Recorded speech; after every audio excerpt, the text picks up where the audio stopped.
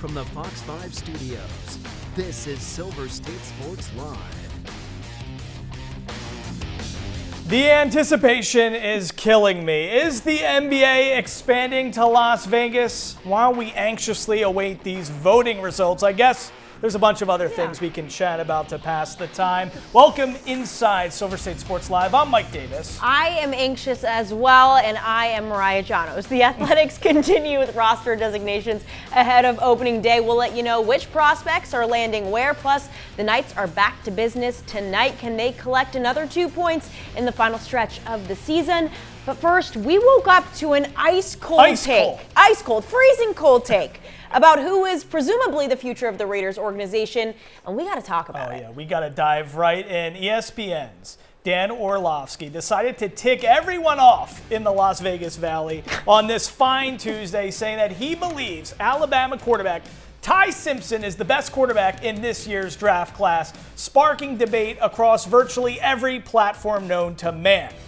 As Heisman Trophy winner national champ, Fernando Mendoza is just seemingly overlooked as not the best quarterback in this year's draft class. Makes no sense. No, it doesn't. So let's take a look at the numbers, Danny boy. I'm looking at you. Solely focusing on this past season, Mendoza boasted a 72% completion percentage as opposed to Simpson's 64%. The difference between yardage is literally 32 yards, and the touchdown differential is staggering. Mendoza coming out on top with a passer rating of 182.9, while Simpson is rated at 145.2. Now, Mike, I know you are high on Mendoza. You dream about this man nightly, okay? Producer James dreams of Sydney Sweeney. I'm more wholesome. Right. Way to throw him under the bus. I dream of Fernando Mendoza. I dream of Allegiant Stadium having number 15 silver and black jersey. Yes, you're already in line to get that jersey. You're the first on the list. So I take it that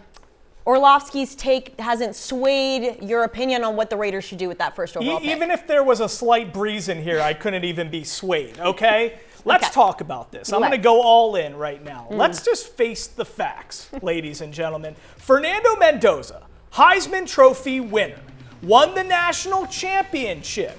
This guy was a 2-star recruit, has all the skills we'd like to see in a quarterback on the field. He's 6'5". He's accurate. You love that build. He can make every throw. He's tough as nails. He'll do whatever it takes to win. And did I mention he won the national championship? He won the Heisman Trophy. The guy is 6'5". He's built to be an NFL quarterback, and that's just stuff on the field. Then let's talk about the intangibles he has off the field. The makeup, the will, the desire to win, the discipline, the dedication. This guy's a can't-miss prospect. So when you start talking about Ty Simpson, who's 6 foot compared to 6'5", when the guy has 28 touchdown passes and 5 interceptions compared to 41 and 6, I'm starting to try to figure out here what's the appeal. The guy's comp on NFL.com is Mac Jones. He doesn't have any special skills or qualities. When you're 6 foot and a quarterback in the NFL, let's just talk about who's successful.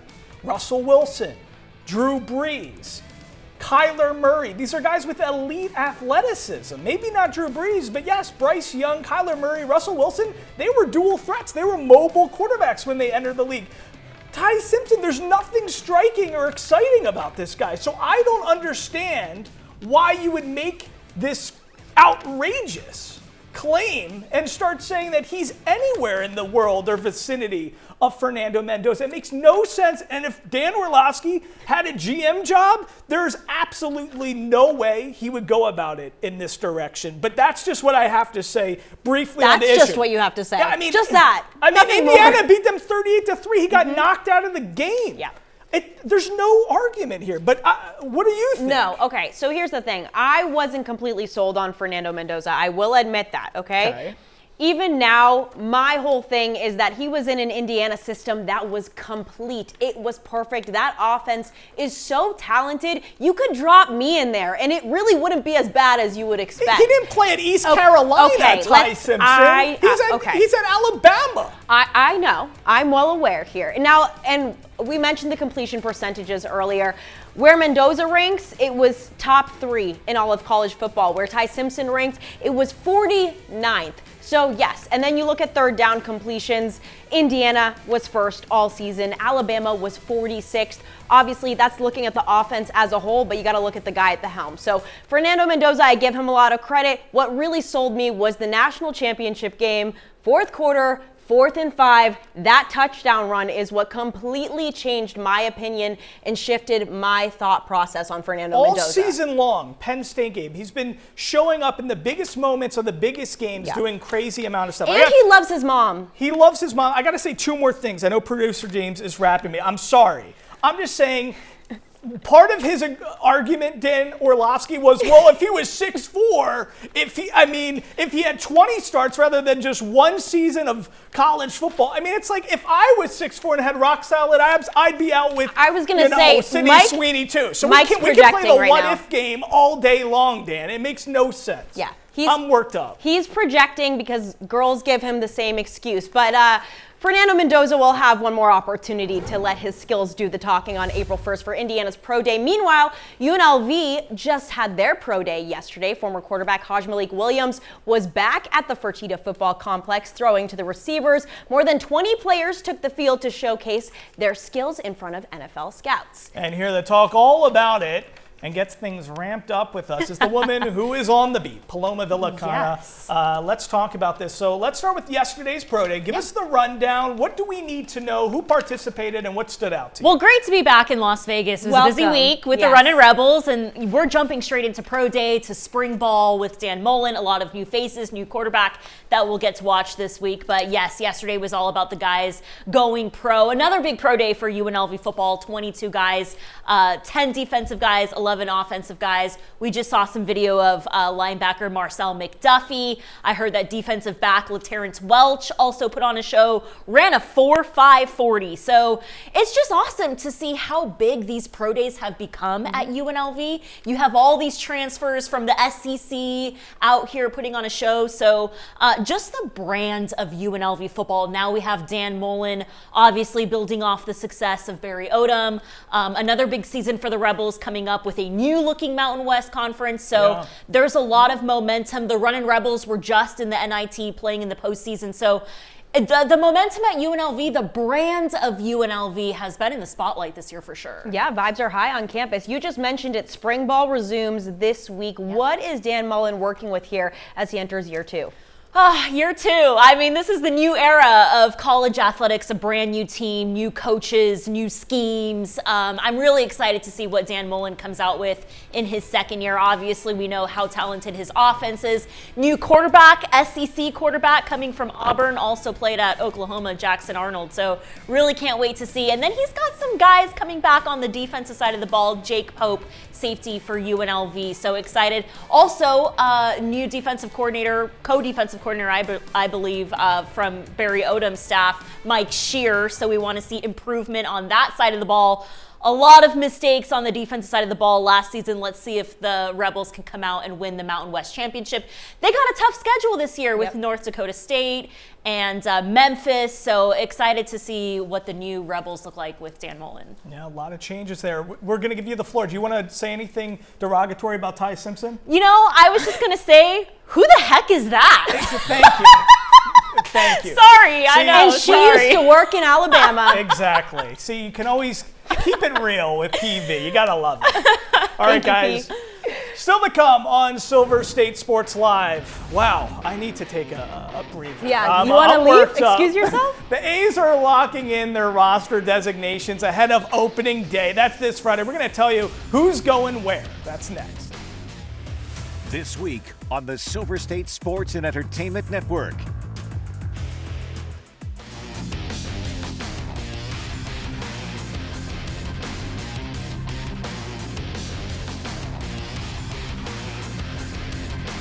Your Triple SEN lineup is sponsored by AAA Roadside Assistance. Visit AAA today.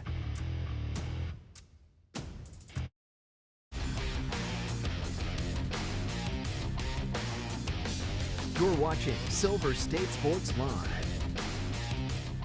All right, welcome back to Silver State Sports Live. NBA expansion to Las Vegas and Seattle is looming as the association is set to hold its first vote today at the Board of Governors meetings. While there's no news as of yet, some NBA legends have shared their 2 cents. Yeah, my guy right there, former Celtic Paul Pierce, thinks Las Vegas is the NBA's #1 expansion choice due to Nevada's no state income tax. Even former point guard and Mavericks head coach Jason Kidd has shared his enthusiasm for the push to bring teams to Vegas and Seattle. Kidd called Seattle and Vegas, quote, 2 great cities. As news comes in on the vote, we'll keep you posted right here and on Fox 5 Las Vegas. And now to the Diamond, as A's opening day for the MLB kicks off tomorrow, and A's on Friday. But between the Giants and the Yankees, we're going to see that on Netflix, as the A's are set for here on Fox 5 on Friday, as the guys in green and gold take on the Toronto Blue Jays. Yes, first pitch is set for 7:07 p.m. and fans can watch it right here on our sister station Fox 5 and also SSEN, as ace Luis Severino is set to take the mound fresh off a strong showing in the World Baseball Classic for the Dominican Republic. Yeah, the 26-man is set as the A's finalize their opening day roster. The starting rotation is Luis Severino, Jeffrey Springs, Luis Morales, Jacob Lopez, and Aaron Savale, rounding out that rotation. The final bullpen spot is going to JT Ginn, who originally had his sights on a spot in the rotation, and the final bench spot goes to Daryl Hernandez, a utility guy who can play infield or outfield. That is the A's specialty right there, and guys that they like to bring on. And taking a look at some of the interesting moves within the A's farm system, pitching prospect Jamie Arnold will start his pro career in Double-A. The former number 11 overall pick in the draft has the potential to find himself in the big leagues very soon. And another pitcher to take note of, Gage Jump, the A's number 3 prospect, is another arm who could find his way to the big leagues this season. The lefty will start the season right here in Las Vegas, playing for the Aviators in AAA ball. But the A's top prospect, number 3 prospect in all of baseball, Leo DeVries, will start the year with Double-A Midland. All right, coming up, we're talking the latest on all things VGK. The one, the only, Vince Sapienza joins us in the studio next.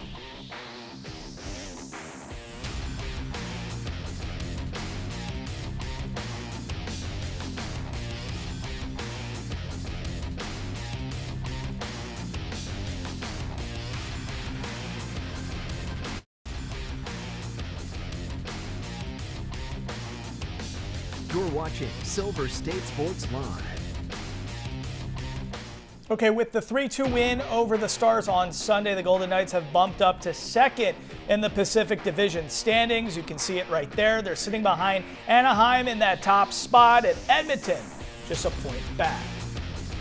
And the countdown to the postseason is on. Only 11 games left, and here to help us lock in this final stretch of the season is our very own Vince Sapienza. Vince, it's so great to see you. Great to be back, as always. We love having you on the big comfy couch. It's when we get to have an expert here. We're excited. So let's start with Sunday's win over Dallas. How encouraging was that performance? Is it maybe masking any of these concerns that we've had of late? I think it's actually helping any concerns that the Medieval Maniacs may have moving forward. I think Sunday's win was multi-layered in the sense when you're talking about the forwards and the defensemen, they felt like for a couple weeks now they've been playing really good hockey. The results have not been there. So the relief aspect in terms of getting the result, I think, is one thing. The other big part of it is the goaltending. The goaltending has not been good, and to be quite blunt, it's been bad. They've been giving up goals left and right. They have not been able to keep the puck out of their net, despite analytically the Golden Knights being one of the best defensive teams in the National Hockey League. So this is really a goaltender's issue, and I've talked to a lot of people in the last couple of weeks who have literally asked the question, what is happening right now? And when I look at the last few weeks for the Golden Knights, to me it is all mental, because on paper they have the team, they're as healthy as they can be at this particular moment. They're doing the right things, it just, for whatever reason, the puck's finding their way in their net. When that happens, the forward group and the defense group, they grip their sticks a little tighter. Things are they're more focused on the defensive end because they don't want to let in that first goal. And when it does, which it has been of late, all of a sudden there's a deflating feeling on the bench. They talked about it after the game in Nashville.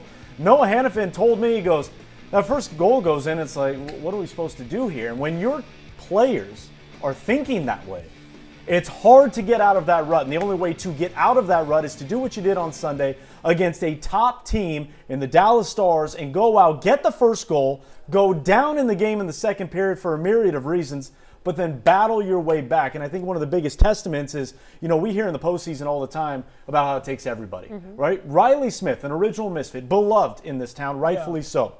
He was healthy scratch 5 straight games, 6 of the last 7. Comes in that game because Bruce Cassidy had to shake something up. What happens? He gets the game winner. All of a sudden, the bench is feeling it. Riley Smith is feeling it. He feels part of the group. And now all of a sudden, that camaraderie that might have been lost, sitting there pointing fingers, looking for, now everybody's back together again tonight. So it's a big win on the road against a top team in the NHL. Well, you mentioned original misfits, a name that has been missed all season, William Karlsson. Yep. Any update on him as we approach the postseason? Yeah. I know they're itching to have him back. Yeah, we're not going to see him in the regular season. He's dealing with an injury. GM Kelly McCrimmon talked about it's going to take a pretty extended run in the Stanley Cup playoffs to see William Karlsson back in the lineup. But if they can make it around probably 2 rounds, there's a chance Wild Bill will make his return to the lineup. And needless to say, you talk about a glue guy, you talk about a defensive stalwart, a guy who can create offense, one of the most likable guys in the locker room. I mean, pick a reason, and William Karlsson is the reason. That would provide a big boost. But right now, the Golden Knights can't think about that or the possibility of that without, one, getting to the postseason and then getting a little bit deeper in it as well. I want to go back to that intangible stuff that you were talking about off the top. Another reason why I love Fernando Mendoza and why I sleep. Oh, here we go. Think about him while I sleep at night. Intangibles. I just don't get it. To me, a team that has been so tight-knit. You're saying, yes, goaltending's an issue this year. There's a bunch of different things happening. But to me, it's so strange for a team that has been known to have in spades all these great intangibles. Why are they so devoid of it this year? And why would it take Bruce Cassidy so much time to shake something up and try to find that missing component? Well, don't mistake deflating feeling for a lack of chemistry or a lack of likability in the locker room. This is still as tight a group as possible, and I think that's one of the reasons you saw that win is because they rallied around a guy like Riley Smith who was back in the lineup, and he paid dividends for it. So it's not necessarily pointing fingers, but it's more so, okay, what do we got to do to get our game together? What do we got to do to build each other up? In all your years covering this team, have you witnessed that kind of deflated feeling from this? There's definitely been spots throughout the years. This, I would say, is the most elongated I can remember in some time in terms of just games not going the Golden Knights' way. And this is a team that's used to winning. And when this team is not winning, especially with the stars that they have, I've always talked about this team. It is so top-heavy, but they have nice depth that there's a arrogance about them. And I say that in the most complimentary way possible, that they never feel they're out of a game. They always feel they have the juice, the chutzpah, whatever you want to call it, to get back into a game. And for whatever reason, those results have not been turning their way of late. Again, that arrogance, though, is something, again, complimentary, is something that I do think can carry them in the final 11-game stretch. Do you think there is any concern for Bruce Cassidy and his job security? I think anytime you have a team with Stanley Cup aspirations like the Golden Knights, a franchise that is as aggressive as any team, not just in the National Hockey League, but in all of sports, I think it's a fair question, absolutely. But it's also one of those things. Bruce Cassidy has been able to press the buttons time and time again.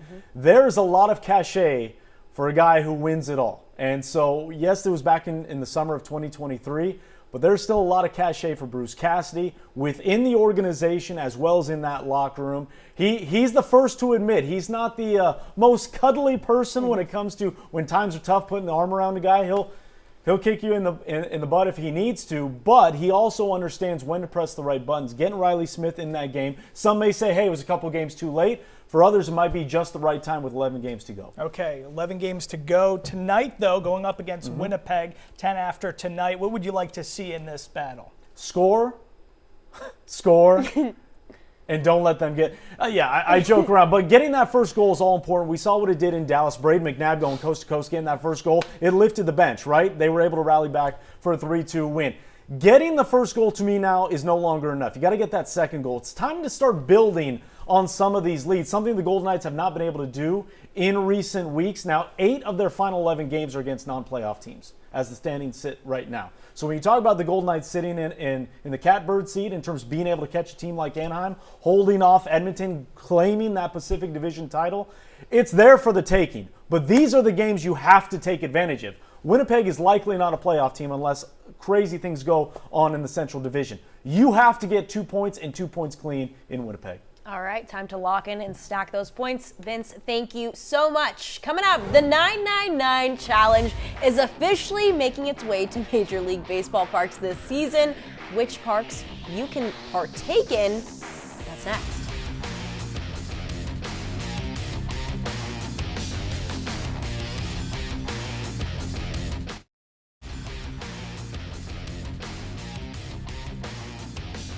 You're watching Silver State Sports Live.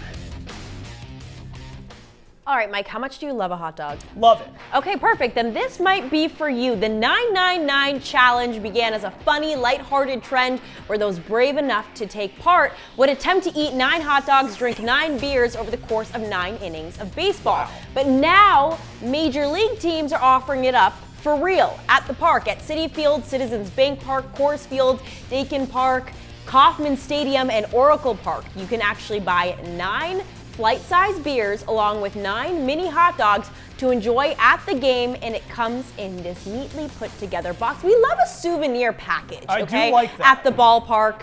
So that's in a partnership with Joey Chestnut, of course, and Aramark. Aramark, Sports and Entertainment. Aramark did the food at my primary school. Wow. So that's taking me back. That's a nice primary school. Beautiful. 999. So Okay. I think, I could probably do it because it's flight size. That's the thing. I thought they were full size at first. I was like, Yeah. maybe I could do the hot dogs, hold the beer. But now that I know that everything is shrunken down, fun size like me, I can consume it. I think I can get it done. We should try it. Let's do it. Okay. 999. We're going to go to the park, but we'll see you guys tomorrow. Bye, guys. 2 p.m.